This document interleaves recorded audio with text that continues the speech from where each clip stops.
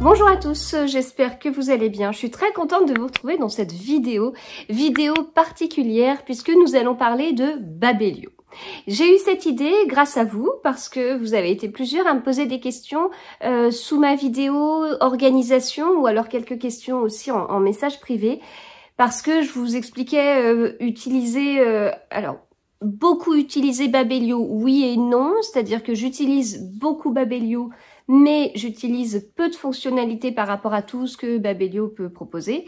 Et vous avez été certains à me dire ne pas comprendre comment ça fonctionne, comment on peut faire telle ou telle chose, etc. Donc, ce que je vais faire dans cette vidéo, c'est eh bien vous montrer avec des petits imprimes écran, moi, l'utilisation que j'en ai. Donc, comme je vous dis, c'est vraiment peu par rapport à tout ce qu'il est possible de faire via Babelio, parce que Babelio, en fait, a plusieurs casquettes. Il y a un côté forum de discussion comme à l'époque, comme avant les réseaux sociaux, où c'était peut-être les premiers réseaux sociaux, quand on avait des forums pour discuter, eh bien, il y a toujours ce côté-là, en fait, qui est assez intéressant, alors que j'utilise pour un challenge, mais vraiment, c'est très peu par rapport à tout ce qui est possible de faire, mais pour le challenge Agatha Christie, sans limite de temps, je vais sur cette partie un peu de forum.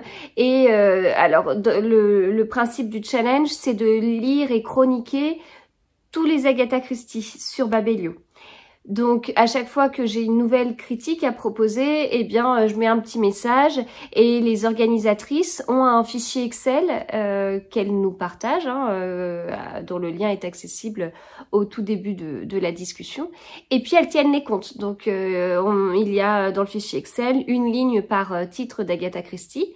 Et puis, on a tous nos pseudos en colonne. Et puis, voilà, elles tiennent les comptes. Et puis, dès qu'on passe un cap, dès qu'on passe une dizaine de livres lus, eh bien, on a un niveau. Donc, le niveau Jap, le niveau Miss Marple, etc.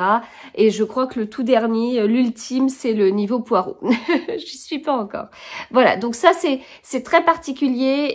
C'est très particulier dans mon utilisation de Babelio. Et il y a vraiment, pour ce challenge où je vais dans cette partie-là, mais c'est tout. Mais vraiment, je vous invite à aller voir beaucoup plus que ce que je peux utiliser, parce que vous y trouverez peut-être encore plus votre bonheur. Et bien évidemment, si vous utilisez d'autres choses que moi, et que ça vous est indispensable, et que ça vous paraît incroyable que je l'ai pas mentionné, mettez un petit commentaire parce que ça pourra, moi, me faire peut-être découvrir d'autres fonctionnalités et ça m'intéresse du coup. Voilà, donc l'idée c'est que ce soit un peu un échange. Moi, je vous dis comment je fais et puis ça peut aider ceux qui n'utilisent pas du tout l'appli, mais n'hésitez pas vraiment à alimenter tout ça en commentaire et ça ne sera que plus riche. On va commencer un peu dans l'ordre. L'ordre, c'est-à-dire quand un livre arrive à la maison, quand il franchit la porte d'entrée, que se passe-t-il? Comment vit ce livre et comment Babelio vient m'aider à accueillir ce nouveau livre? Alors, quand un nouveau livre arrive, eh bien, je prends mon application Babelio. Alors, je vous avais expliqué qu'il y avait un autre petit truc, c'est que je sortais mon petit crayon à papier préféré et je note à l'intérieur d'où vient le livre et la date à laquelle il a été acheté ou il m'a été offert. Voilà. Mais bon, ça c'est pas du Babelio, ça c'est du crayon à papier. En ce qui concerne Babelio, du coup, eh bien, je prends mon application et je viens scanner le code barre du livre. Ça ne fonctionne pas toujours parce que le code barre n'est pas toujours renseigné. C'est le cas notamment lorsque je reçois des livres en service presse. Et alors, soit on est sur des épreuves non corrigées et il n'y a pas de code barre, ou il y a un code barre différent, ou voilà. Donc des fois on peut pas scanner. Et parfois le livre paraît définitif, mais je scanne et en fait le livre n'a pas encore été rentré dans Babelio, donc du coup ça ne fonctionne pas. Voilà, mais c'est assez rare et globalement ça fonctionne bien, donc voilà, on scanne le code barre et le livre s'affiche. Si ça ne fonctionne pas pour une autre raison que celle que je vous ai indiquée, si c'est vraiment un ancien livre et vous ne comprenez pas pourquoi le livre n'arrive pas dans Babelio, vous pouvez toujours dans la barre de recherche renseigner le titre de votre livre et puis après, au fur et à mesure où vous mettez des caractères dans la barre de recherche, l'outil vous propose des résultats de recherche et donc voilà, vous pourrez sélectionner ainsi votre livre.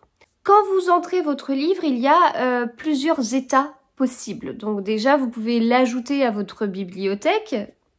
Il faut le faire, justement. Vous pouvez l'ajouter à votre bibliothèque. Et ensuite, vous avez plusieurs catégories. Et c'est là où vous allez pouvoir gérer via Babelio plusieurs choses. Votre PAL, les livres présents dans vos bibliothèques que vous avez déjà lus, mais aussi les livres en cours. Vous pouvez faire d'autres choses, vous pouvez abandonner le livre. Donc, alors ça m'est beaucoup arrivé sur l'année 2022 parce que j'ai abandonné beaucoup de livres. Vous pouvez retirer aussi le livre de votre bibliothèque. Voilà, alors moi ça m'est arrivé pour des livres qui étaient dans ma palle et au final je m'en suis séparée parce que j'ai fait un tri. Bon le livre, je l'avais ajouté à ma bibliothèque, il était dans la catégorie à lire et au final je l'ai retiré de ma bibliothèque. Voilà, donc de cette façon ça permet d'avoir plusieurs suivis. Donc, quand un livre entre à la maison, en général, je ne l'ai pas lu, donc je vais entrer ce livre en le scannant ou avec la barre de recherche et je vais l'ajouter à ma bibliothèque dans la catégorie à lire. Du coup, quand je vais dans mes livres à lire, j'ai ma palle. Voilà, donc ma palle est sur Babelio. C'est beaucoup plus pratique pour moi parce que donc j'utilise principalement l'application Babelio. Je vais utiliser le site pour des choses très précises, mais on en parlera en fin de vidéo parce que ça va avec la vie d'un livre une fois que je l'ai lu.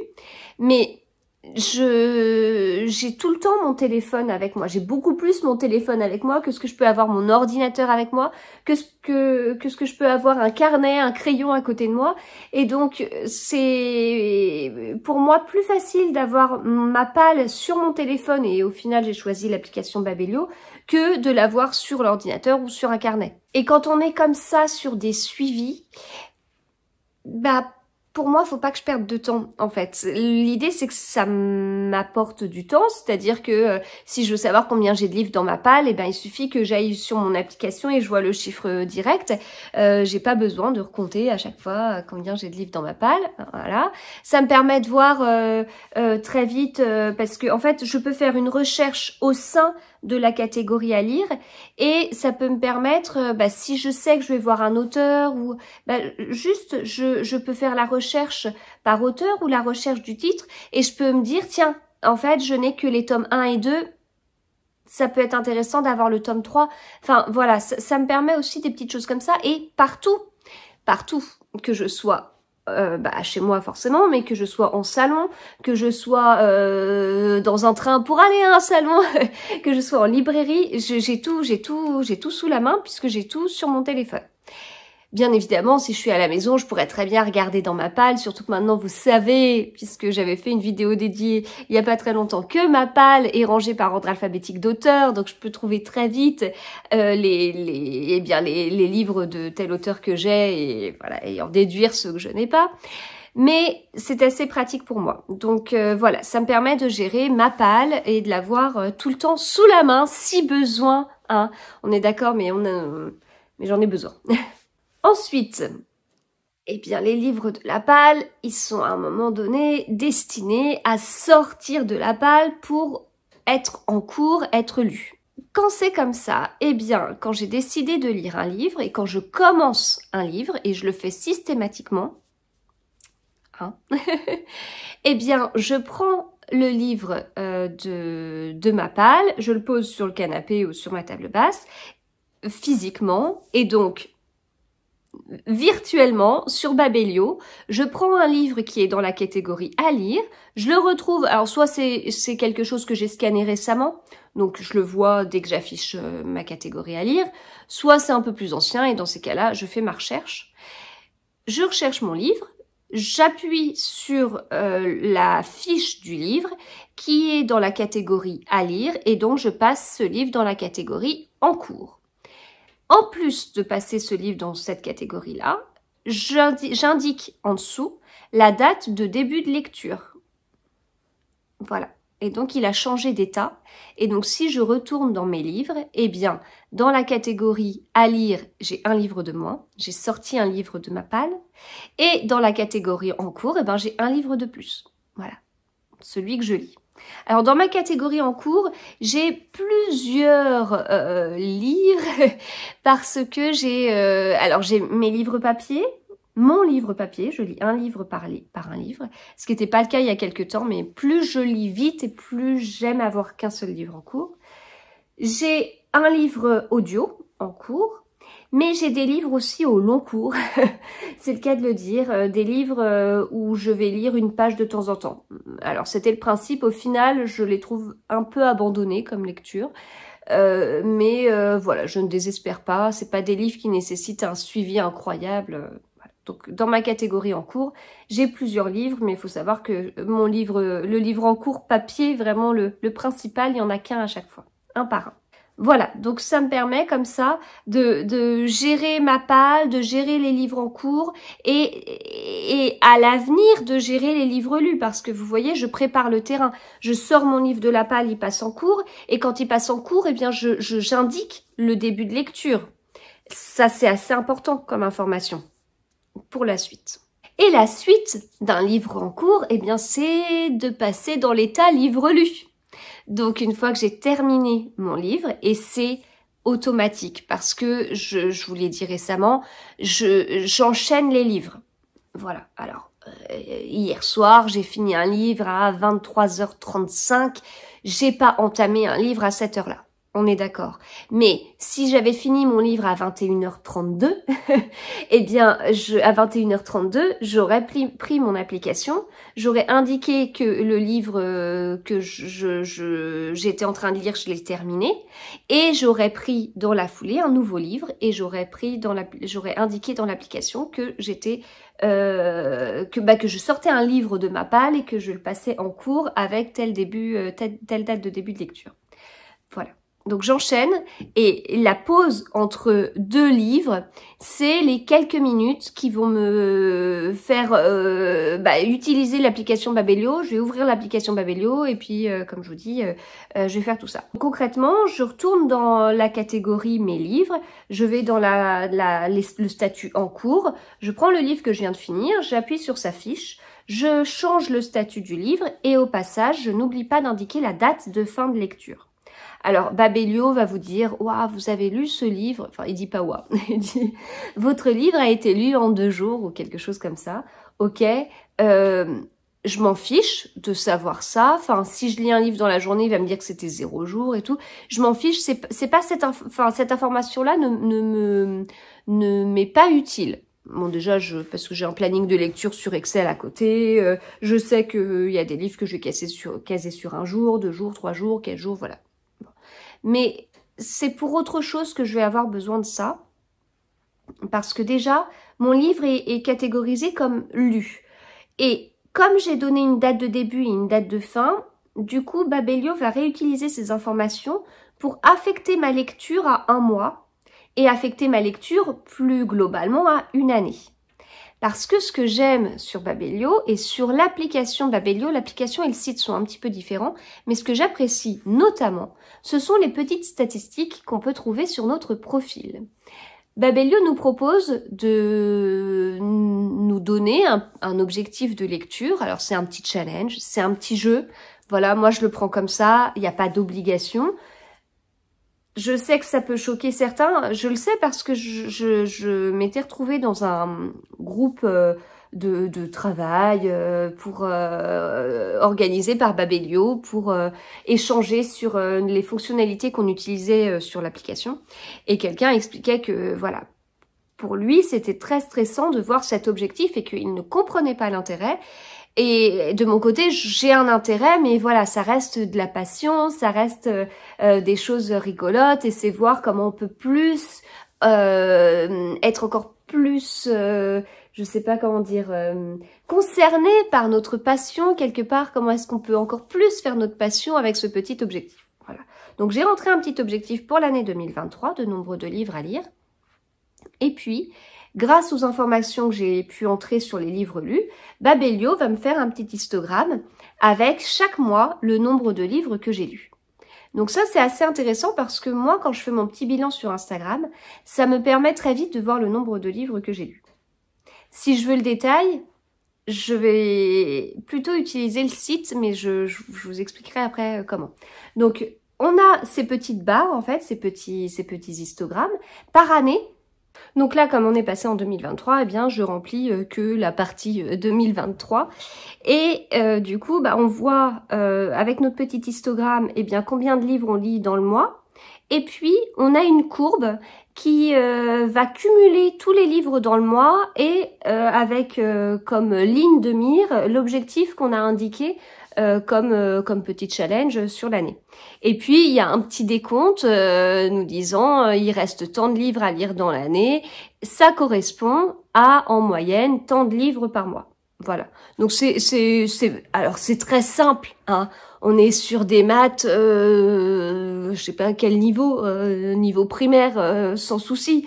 Mais du coup, c'est quand même assez agréable. Disons que c'est pas tant la difficulté du calcul, mais l'idée, enfin, c'est une bonne idée de mettre en forme de cette façon-là, et puis d'y avoir accès aussi rapidement et pouvoir voir comment, bah, où est-ce qu'on en est. Alors, ce graphique et tout, c'est quelque chose que moi j'aime bien suivre, mais si je veux avoir le détail de mes livres, je vais plus facilement sur le site Babelio, ou sur la page, ma page de profil, je vais appuyer sur la partie, cliquer sur le nombre de livres que j'ai lus dans l'année.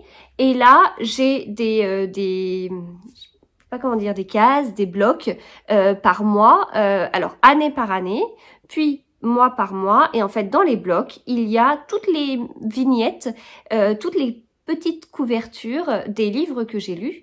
Et donc là, ça me permet, quand je vais faire ma photo de fin de mois, ou début du mois suivant avec tous les livres que j'ai lus, eh bien, j'ouvre ma page sur mon ordinateur et allez, c'est parti. Je vais chercher dans les bibliothèques les livres que j'ai lus pour pouvoir les sortir et faire ma pile, etc., etc. Voilà, donc utilisation du site internet sur ce point très précis, faire mes photos Instagram avec les livres que j'ai lus. Ce que je ne vous ai pas dit, c'est que quand je termine un livre via l'application, donc je vous ai dit que je le mettais dans les livres lus, je vous ai dit que je mettais une date de fin, j'ajoute une autre information, c'est de les étoiles. Voilà, je mets ma note, c'est une note sur 5. Donc moi, j'ai du mal. Alors, je donne mon avis à chaud, puisque je renseigne ça pile quand j'ai fini le livre. Je donne mon avis à chaud, mais qu'est-ce qui fait que je mets plutôt un livre en 4 ou en 4,5? Qu'est-ce qui fait que je mets un livre plutôt en 4,5 ou plutôt en 5? Et en même temps, je pense que dans mes coups de cœur de l'année dernière, c'est peut-être des livres où sur le moment, j'ai mis 4,5 et pas 5. J'ai un peu de mal. Je sais que sur d'autres sites, il y a des notes sur 20, mais je pense pas que je serais forcément plus à l'aise avec une note sur 20. J'ai vraiment alors même si je suis carré, rationnel ou tout ce qu'on veut, mais j'ai vraiment conscience qu'il y a quelque part quelque chose d'absolument pas mesurable de façon précise. Il y a plein de choses qui entrent en ligne de compte. Il y a la disponibilité que j'avais lors de ma lecture. Est-ce que c'était un dimanche après-midi, et les dimanches après-midi c'est souvent consacré à la lecture, et du coup j'ai beaucoup de temps pour lire, et voilà, je suis concentrée, je suis pas trop dérangée, où on est plusieurs à lire dans la salle à manger, enfin voilà. Est-ce que c'était un moment où j'avais pas trop le temps de lire et je lisais 5 pages par-ci, 5 pages par-là, j'étais dans un train, j'étais à tel endroit, et voilà. Est-ce que j'étais plutôt en soirée, mais j'avais du stress, il y a eu des soucis à tel endroit, etc., etc. Ce qui est arrivé il y a pas très longtemps. Enfin voilà, il y a plein de choses. avec parfois la frustration de pas pouvoir lire autant que ce que je voudrais, mais c'était pas prévu. Enfin, voilà, il y a plein de choses qui entrent en ligne de compte dans ma lecture et qui peuvent du coup avoir des conséquences sur cette petite note que je pourrais donner. Voilà, alors j'ai un peu de mal avec ça parce que, voilà, comme je dis, c'est pas mesurable, etc.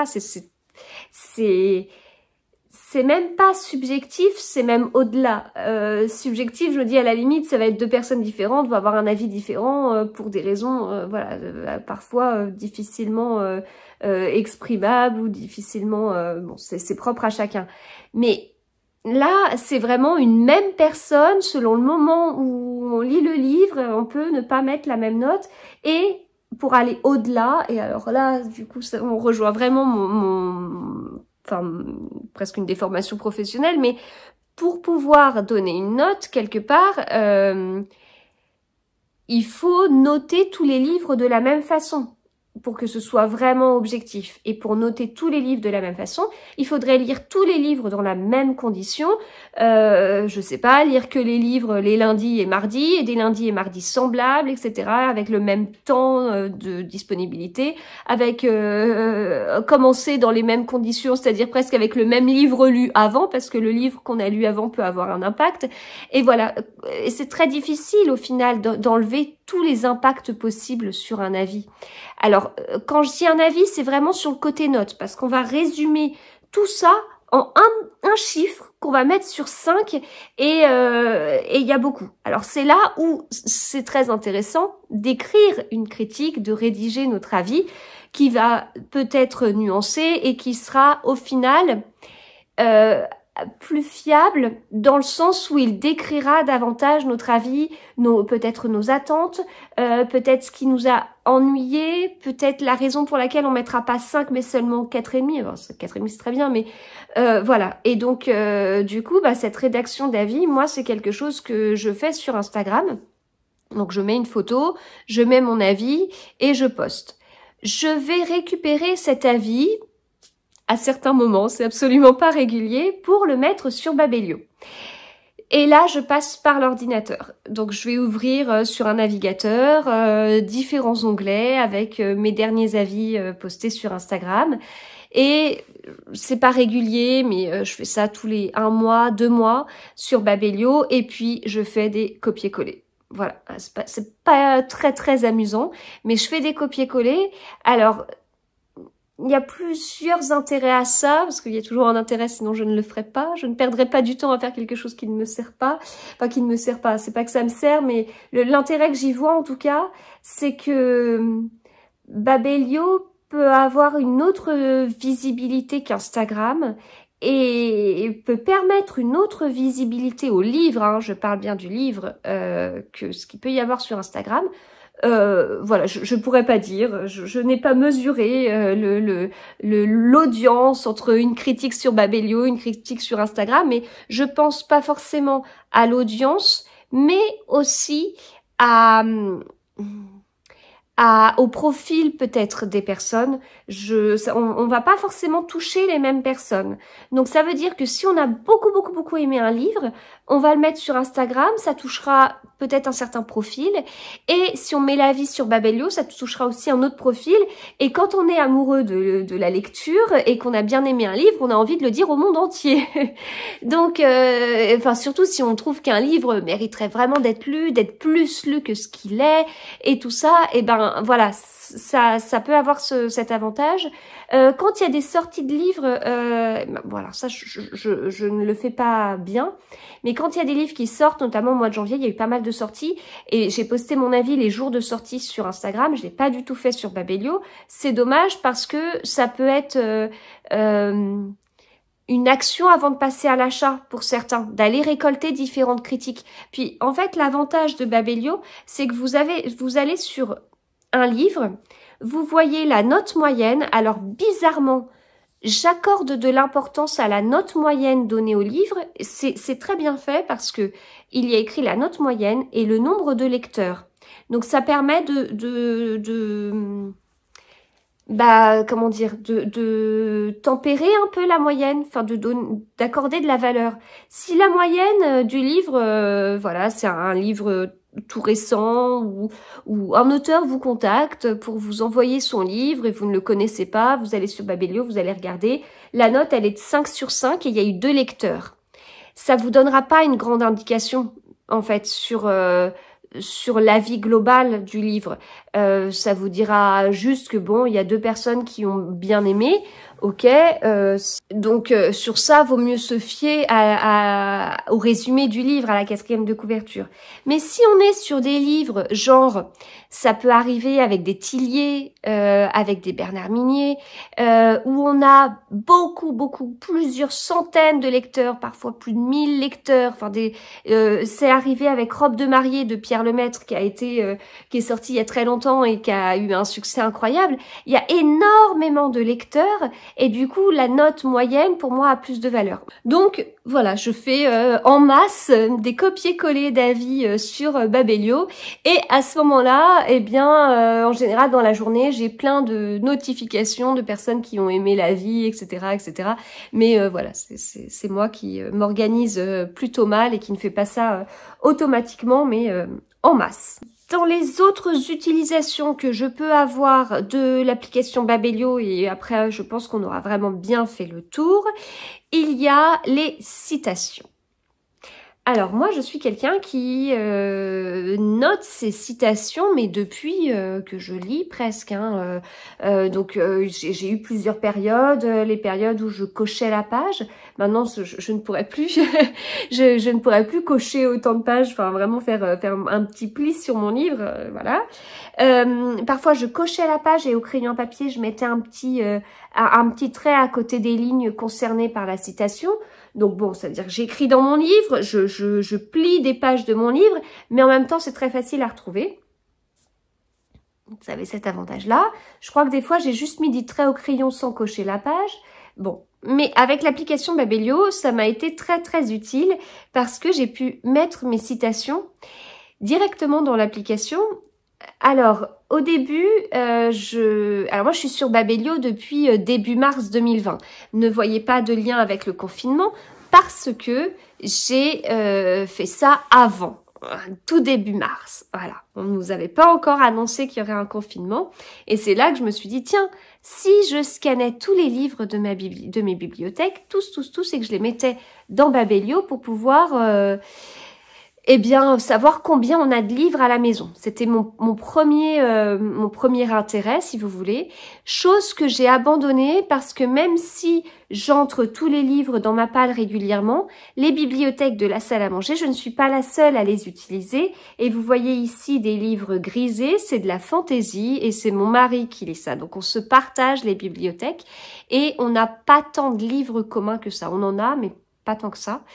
Et donc là, actuellement, au moment où je vous parle, je ne peux pas vous dire combien j'ai de livres dans la salle à manger. Je sais qu'on a dépassé les 1000, mais on a dépassé les 1000 livres. C'était avec, si je me souviens, le 1000e livre. Je voulais que ce soit très symbolique et c'était l'énigme de la chambre 622 de Joël Dicker. Et depuis, je sais pas combien on a ajouté de livres dans la maison, mais... beaucoup, parce que c'est même pas le dernier Joël Dicker, hein, et l'année dernière j'ai lu plus de 200 livres, donc voilà. Donc ce chiffre-là, je ne le suis plus, mais si je reviens du coup aux citations, au tout début, eh bien j'écrivais mes citations à la main, ce qui est très pénible, hein, parce que, enfin à la main, du coup sur mon petit clavier de téléphone, donc je lisais un passage de livre qui me plaisait bien.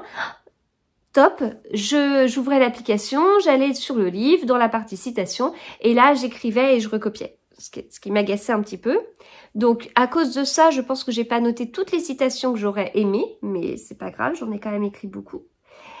Et Après, il y a eu des changements puisque avec l'iPhone, on peut maintenant sur une photo, eh bien copier-coller le texte et c'est ce que je fais. Alors je crois qu'il y a une fonctionnalité sur Babelio qui permet de faire la même chose, mais celle sur iPhone est très bien, il n'y a pas d'erreur. Elle a vraiment été améliorée, notamment pour les sauts de ligne, parce que quand on fait un copier-coller comme ça, bah au début, quand on faisait quand on récupérait notre texte, il voyait bien qu'il y avait un saut de ligne à tel endroit et du coup c'était pas forcément judicieux par rapport à l'espace prévu sur la partie citation de Babelio. Maintenant non, c'est beaucoup plus fluide et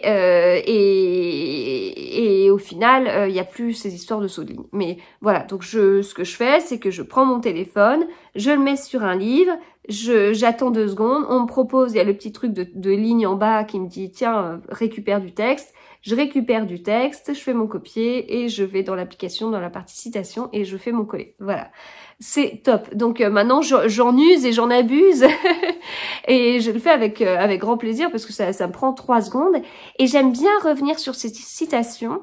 Et alors, petite anecdote, ça m'a été utile. Alors, je me suis fait une pochette à livre il y a un petit moment. Voilà, pochette à livre avec tissu intérieur. Voilà. Alors c'est simple à faire, mais qu'est-ce que j'avais galéré parce que la doublure à l'intérieur là, elle était pénible à bien mettre.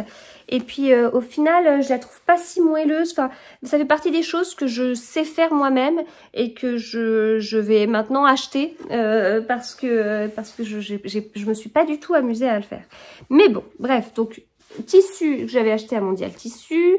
Voilà, mais surtout, je voulais un tissu uni pour pouvoir utiliser la Cricut et mettre une petite citation. Et je voulais mettre une citation d'Agatha Christie. Donc là, j'ai trouvé la signature d'Agatha Christie. Je crois que c'est sur Wikipédia. C'était un petit fichier SVG que j'ai pu utiliser et mettre directement dans mon logiciel Design Space pour utiliser avec la Cricut. Et eh bien au niveau de la citation, je savais plus trop et ce que j'avais déjà noté et donc j'ai été sur l'application Babelio et puis j'ai regardé dans toutes les citations que j'avais pu entrer s'il y en avait pas une qui me parlait plus qu'une autre et quand je suis tombée sur celle-ci, je me suis dit mais c'est celle-là et en fait je l'ai réutilisée, je l'ai utilisée sur un grand tote bag, j'ai utilisé à d'autres endroits, mais pour moi, elle me correspond tellement, donc ça vient de Le miroir se brisa, et donc c'est indiqué, tricoter d'innombrables intrigues et démêler de sombres échevaux est plutôt votre tasse de thé, non. Donc on est sur un livre, donc ma passion de la lecture, encore plus sur un Agatha Christie, qui est mon autrice préférée. On va parler de tricoter, de démêler des écheveaux. Mon autre passion, c'est le tricot. Et on parle de tasse de thé, c'est plutôt votre tasse de thé, même si c'est dans une expression. Mais voilà, ça regroupe, si vous voulez, mon trio gagnant, mon trio cocon, là où je me ressource avec mon livre, mon tricot, comme je lis et je tricote en même temps, j'ai toujours une tasse de thé à côté. Voilà, elle est pas juste à côté, elle est juste à côté sur la table, mais elle est pas loin. Et voilà, c'est moi, enfin c'est moi. ça me correspond. Puis tricoter d'innombrables intrigues et démêler de sombres échevaux, si on pousse ça encore plus loin, on peut avoir un côté même matheux et même un côté métier, etc. Voilà, donc tout ça pour vous dire que pour la petite anecdote, eh bien noter mes citations, ça m'a été utile pour ma pochette à livres. Voilà. Eh bien écoutez, j'ai terminé. Alors je vous avais proposé de me poser des questions sur Instagram pour que je puisse y répondre dans la vidéo. Donc je les ai embarquées au fur et à mesure. J'ai pas répondu à toutes les questions parce que certaines n'étaient absolument pas liées à Babelio. Donc voilà, ça n'avait pas de sens d'en parler ici. Si vous avez d'autres questions, je reste tout à fait disponible en commentaire, n'hésitez pas. Et puis comme je vous disais en début de vidéo, n'hésitez pas à partager vous vos utilisations de l'application. Je ferai juste une dernière parenthèse sur l'une des fonctionnalités de Babelio que j'utilisais et que je n'utilise plus mais qui peut vous être utile. C'est que Babelio organise des masses critiques régulièrement. Alors, ce qu'ils appellent masse critique, en fait, c'est le fait de proposer d'un coup beaucoup de livres de plein de maisons d'édition différentes. C'est des masses critiques par thème. Donc, vous avez à un moment donné la littérature générale, vous avez la jeunesse, vous avez les graphiques, enfin, voilà. Vous avez la catégorie mauvais genre, et c'est là-dedans que vous pouvez trouver les policiers et les thrillers. Et du coup, cette masse critique, eh bien, ça vous permet de recevoir des livres comme si c'était des livres en service presse. Et derrière, comme on vous offre le livre, en contrepartie, Babelio vous demande de faire une critique dans le mois qui suit la réception du livre. C'est quelque chose que je faisais mais que je ne fais plus, parce que je reçois de plus en plus de services presse et que en fait les livres qui peuvent m'intéresser, soit je les ai déjà, soit je me dis j'arriverai plus à les caser dans un planning de lecture dans le mois qui va suivre, enfin voilà. Mais en tout cas, je trouve que c'est génial parce que c'est vraiment ouvert à tout le monde. Enfin, c'est pas dédié à des personnes qui ont un certain nombre d'abonnés sur Babelio ou je ne sais quoi, non. Vous pouvez y aller et vous pouvez vraiment postuler. Donc vous postulez à un certain nombre de livres. Derrière, vous recevrez un mail pour vous dire, voilà, vous recevrez tel livre. Ça peut tout à fait arriver que vous postuliez à des livres, mais que vous n'en receviez aucun, parce que si vous postulez qu'à des livres de très grands auteurs, vous serez beaucoup à postuler dessus. Et donc, il y a de grands risques pour que vous n'en receviez aucun. Pour assurer quelque part vos chances, vous pouvez miser sur des petites maisons d'édition. Et puis c'est toujours intéressant. Alors c'est qui tout double. J'ai eu des déceptions comme ça, mais j'ai aussi fait des découvertes, donc ça peut être intéressant. Donc voilà, donc il y a cette fonctionnalité là et pour vous aider justement à savoir si des livres sont plus ou moins demandés, je crois que maintenant c'est indiqué au fur et à mesure le nombre de demandes qui sont faites sur tel ou tel livre. Voilà, et bien si j'ai terminé. J'espère que cette vidéo vous a plu et je vous retrouve très vite en commentaire du coup. À bientôt.